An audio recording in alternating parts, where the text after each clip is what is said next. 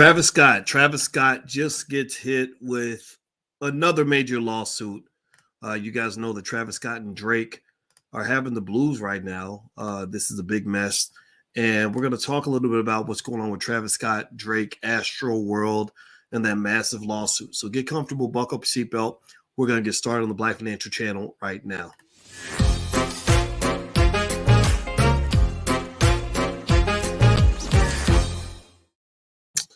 Hey, what's going on, guys? My name is Dr. Boyce Watkins. Welcome to the Black Financial Channel. That's theblackfinancialchannel.com. On the Black Financial Channel, we talk about Black wealth and Black economics every single day, sometimes as much as 10 times a day, under one condition. The condition is that we are Black first. Black first means that we put our community at the top of our priority list. Black first means that we also believe in the Be One philosophy, which means we know we must be one to be successful. And our kids are going to be number one when it comes to economics because we're so obsessed about this. So I want to say hello to Takesha and Kamal. I see you both in here. Give me a yes or no. How many of you heard about the recent lawsuit that was just filed today against Travis Scott, Live Nation, Apple Music, Drake, and damn near everybody else who was involved with Astroworld? Did you give me a yes or no if you heard about this lawsuit? This lawsuit is a new $2 billion lawsuit. Billion with a B, billion. Rappers can rap about, hundreds. They can rap about thousands. Some of them can rap about millions, but I don't think too many of them have rapped about billions before. And so if this lawsuit goes through, and if Travis Scott is not able to escape this lawsuit, he will go broke. If Drake is not able to escape this lawsuit, he will go broke. Let me just tell you, in fact, let me see what's Drake's net worth. Drake's net worth in 2021 is $200 million. So Drake is a wealthy guy, very talented, worth a lot of money.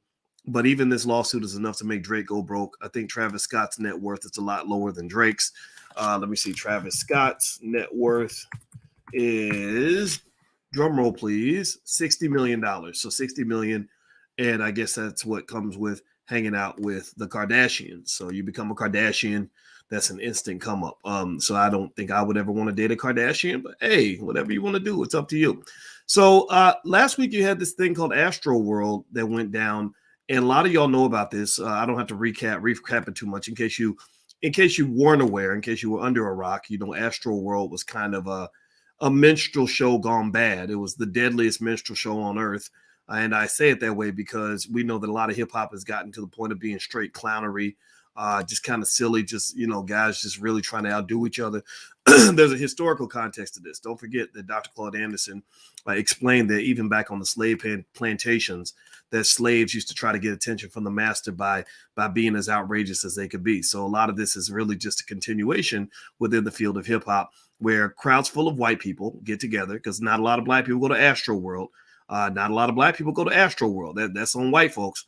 And they get together and they pay money to see a Black man just act as silly and as ridiculous as he can, to be as thugged out and as gangster as he can be. And the more of a savage you behave, the more of a cartoon character you are, the more they love you. They love the Black man when he is a cartoon character. And I'm not kidding. Travis Scott, he loves to take pictures. He always poses with his face down. Because y'all notice he never really poses as if he's a normal person who loves his kids and wants to become a rocket scientist. He poses as a guy who's always looks like he's high and he's sitting next to a Kardashian, and apparently that makes him special and successful. That makes him a Black leader. He ain't no leader of mine. No disrespect to Travis, but come on, man. Seriously, the Black man is a lot more than just this doped up drug addict who's running around and doing concerts with demonic symbolism. So anyway, but here's the deal. So Travis Scott's in trouble. Not just him, but Apple Music is in trouble. But they can survive it, of course. Live Nation is in trouble, but they're going to survive it because they're a $25 billion company. Live Nation owns Rock Nation, which is Mr. Jay-Z's company, from what I understand. And according to ET Online, they said Drake, Live Nation, Apple, and Travis Scott and others are now the targets of a $2 billion lawsuit filed by Texas trial attorney Thomas J. Henry on behalf of 280 victims of the fatal event. Another 120 victims have contacted the firm seeking representation for their injuries and damages. So what this is becoming, it's becoming a big money grab. It's becoming a big money grab where basically anybody and everybody who's an Astroworld is eligible for the lawsuit. And this is a problem because a lot of people got hurt. I was watching some of the videos. A lot of people got hurt, and I agree with Sophia, who's saying that it wasn't even his fault. And I will agree with you on that to that extent, because one of the parties in the suit is Apple Music. Apple's being sued because it was their live streaming equipment, apparently, that kept people from being able to get to safety when they were being crushed to death.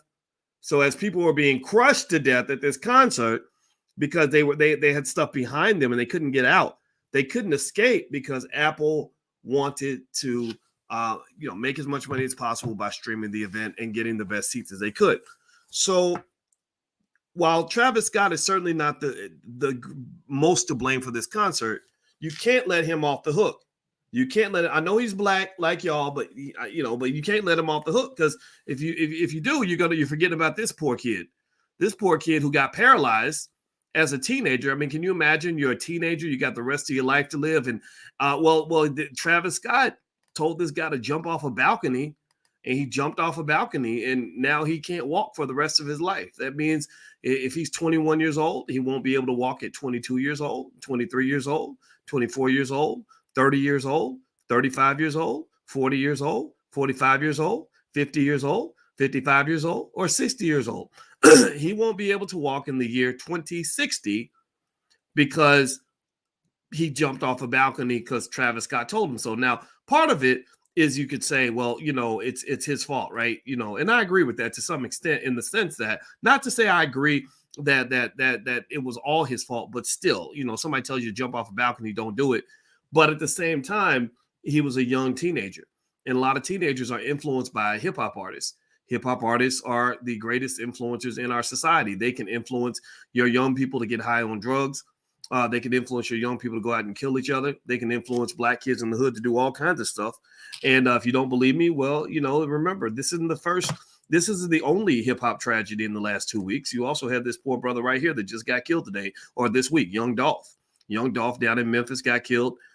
He's not the only one. 200 rappers have died this year. 200 rappers. So now you got a complete, the complete circle. You've gone full circle with your death culture. Their goal in the early 90s was to turn hip hop into death culture, to train young black men to kill each other, and to create the worst possible image that they possibly could for black people in terms of what they think we look like. The black man has been clearly reduced to a cartoon character, a gay man, or an animal. That's literally what the black man has been reduced to, thanks to the hip hop music you see on the radio. So now you've got rappers dying. 200 rappers died this year. You've got fans dying. Fans died at the Travis Scott concert. You've got people in the hood dying. We've been dying in the hood. I mean, they've been having death in the hood. That happens every week. It just don't make the news no more because nobody cares. And now you've even got white people dying and college students dying going to Travis Scott concerts. So now you got a full circle of death. So maybe some of you who have, for good reason, pointed out some of the interesting symbolism at the Travis Scott concert, which damn near looked like it looked like some sort of ritual. It did. It looked like a demonic ritual. I know I got my friends that are into metaphysics and everything, and brothers. Shout out to brothers like Black Dot, who wrote the book Hip Hop Decoded, who have talked about the crazy symbolism that was in this concert. Now, did the symbolism kill everybody? I don't know if you can go that far, right? There have been Travis Scott concerts where nobody got killed. This particular case, the reason that people got killed, it appears to me, is because there was very bad planning. So you have the mixture of very toxic, very self-destructive hip hop culture mixed with the greed of white racist capitalism. Capitalist greed is what led Live Nation to sell more tickets than they should have sold. Greed is what led Apple Music to put their cameras to live stream in a position that did not allow people to escape. Capitalist greed is what allowed people to go ahead and keep moving on with the concert, even as people were on the ground dying. That's where Travis might have a problem, is the fact that Travis Scott, from what I understand, did not stop the concert. He continued to perform and did not stop his set, even as people were dying. And there are some people who say, well, yeah, if he had stopped the concert, he wouldn't have got paid. Yeah, but if you're doing your job, if you're working at Burger King and you're flipping burgers and they tell you to keep flipping burgers, but somebody's dying while you're flipping burgers, you're going to stop flipping burgers so you can help the dead guy. You're not going to just let him die just so you can just because they told you to keep flipping burgers. So accountability is critical in this situation. We know accountability is everywhere. And Travis Scott and Drake are both part of this lawsuit. So here's another quick thought. Do me a favor, by the way. Please hit the thumbs up, thumbs up, thumbs up, thumbs up, share, subscribe button. If you haven't done it yet, please do that. I want to mention another interesting thing. So this lawsuit, this $2 billion lawsuit that was just filed, isn't the only headache that they have. This is a follow-up to another lawsuit that was $750 million that was filed just a few days ago. It's $750 million. Attorney Ben Crump, that funny looking guy who blubbers a lot when he talks, blah, blah, blah, blah. I'm sorry, I'm not a Ben Crump fan. I'm not gonna lie. I know y'all might get mad at me, but I'm not a big fan of Ben Crump. But let me tell you, Ben Crump will show up when it's time to get that money. When it comes to get that money, Ben Crump becomes Donald Trump. When it comes to trying to go chase that money, Ben Crump is like Donald Trump. He will show up and get that money. And Ben Crump has personally filed, from what I understand, over 100 lawsuits in this Astroworld situation alone. Over 100 lawsuits. The attorneys have said that there are hundreds of other victims who haven't even filed yet. So, and you're already on the first $3 billion, 200 billion plus 750 million plus a Ben Crump's 100 lawsuits. That's about $3 billion right there. So you got another 100 and something victims. I don't even think all the dead people are accounted for. Like, this is going to be a problem. This is going to be a problem. I don't care what your net worth is. If they decide to go to the fullest extent of the law, it's going to be a problem for everybody involved. The only entities that are going to make it out of this thing financially okay and financially able to continue to move forward, in my view, is going to be Live Nation, because they're worth $25 billion. And truth is that we know that Live Nation, Apple Music, and all these other companies, that they use black people, every year. So if Travis Scott goes down from this, they don't care. Like E40 wrote a song about this 25 years ago called "They'll Find a New Nigga Next Year." And basically in that song, he said, yeah, you're shining right now, but as soon as they don't need you no more, they're going to spit you out and throw you in the garbage. So shout out to E40 and to his sister Sugar T. I've never met E40, but I know Sugar T very well, and they have a very intelligent family, and they don't get used like that. Now, with that said, the last thing I'll say is this. Here's the last point I'll make on some of this. I was on my Instagram, and my Instagram is the Real Boyce Watkins. And one of the points I made on my Instagram was this. I said over 200 rappers have died in the last year alone. Maybe Apple Music and Spotify should stop promoting death in the black community. But Black death appears to be trendy, so just pretend I didn't say that. They've got you dancing along to your own genocide. Now, I made that post after Young Dolph died, RIP to Young Dolph, and anybody else who's probably going to go down as a result of this chaos that's happening in Memphis. But the reality is that your music has become death music. Being a rapper is probably the most dangerous job you can have. I would rather have to serve in the middle of Iraq than to try to be a rapper in this day and age where everybody's putting death on wax, putting spiritual death out into the atmosphere. And like somebody said, one of my friends said this after Tupac died. She said, if all you're doing is rapping about flowers, eventually somebody's going to bring you some roses. So if all you're doing is rapping about flowers, they're going to bring you some roses. So if you're rapping about death, then there's a good chance death might come knocking at your door, because you've been shouting and calling out death the same way they called out Candyman in that horror movie. And if you recall, before Tupac died, all he rapped about was his death. Before Biggie died, all he rapped about was his death. So I would encourage you to consider the fact that there are many spiritual people who will tell you that you will get whatever you're putting out into the universe. So if you are putting death and violence out into the world on a regular basis, then eventually that death is going to come knocking at your door. And speaking of death, we know that we live in a country that has always wanted to take black people out, right? And so how does the government find ways to kill black people? Well, here are a few facts I laid out here. This is also on my Instagram, which is the Real Boyce Watkins. Well, first of all, there's fatty, greasy, sugary processed food, right? So they feed you all this sugary, sickening, fatty, greasy food and make you obese as hell, high blood pressure, diabetes, and everything else. And then they tell you, oh, well, by the way, stop by Moderna and get a jab, and that's going to save you from COVID. Black people dying from COVID at record numbers. We cares about y'all. We wants to save y'all. We needs to get y'all the jab. Well, why weren't you trying to save black people when you were serving them all that Popeye's chicken?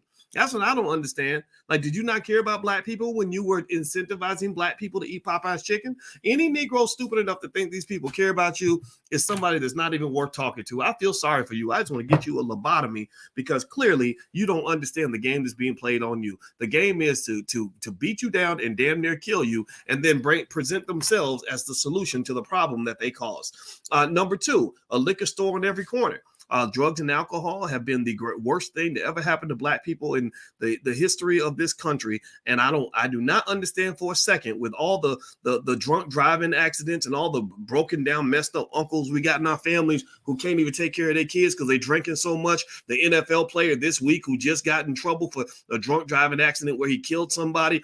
I do not understand for the life of me why we let people put liquor stores in our neighborhoods and then somehow act like liquor and drugs are not a bad thing. You lived through the crack era, dummy. Didn't you learn nothing from the first time? How are you going to let these artists go around and constantly promote drug addiction to a community that's been devastated by drugs? How backward do we have to be to believe that that's okay? What else? Well, toxic music that incentivizes drug addiction, sexual irresponsibility, and criminal behavior. That's another way they kill black people. The last one is, of course, all the abortion clinics that exist in every hood, because the best way to get rid of a black boy and to make sure he's never a problem is to make sure he's never born in the first place. So what they do is they seek out your young kings, just like the little baby Jesus, and they try to kill little baby Jesus before he's ever born, before he ever gets a chance to live, before he ever shows his potential, before he ever gets a chance to become great. Instead, they tell him, boy, you should just become a rapper and stay high all the time. And maybe someday a white man will come along and sign you and give you a contract and give you lots of money